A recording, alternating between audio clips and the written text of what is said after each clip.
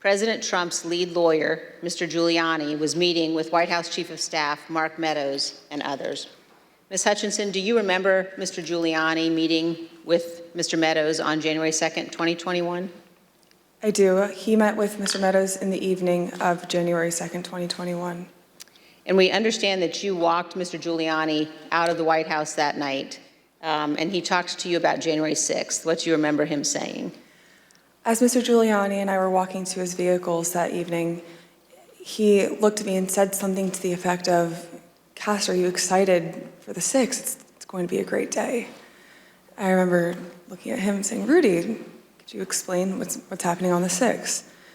He had responded something to the effect of, "We're going to the Capitol. It's going to be great.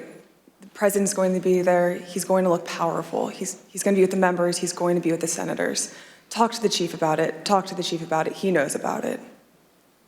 And did you go back then up to the West Wing and tell Mr. Meadows about your conversation with Mr. Giuliani? I did. After Mr. Giuliani had left the campus that evening, I went back up to our office and I found Mr. Meadows in his office on the couch. He was scrolling through his phone. I remember leaning against the doorway and saying, "I just had an interesting conversation with Rudy, Mark. It sounds like we're going to go to the Capitol." He didn't look up from his phone and said something to the effect of, "There's a lot going on, Cass, but I don't know. Things might get real, real bad on January 6th. Ms. Hutchinson, Mr. Meadows is engaged in litigation with the committee to try to avoid testifying here.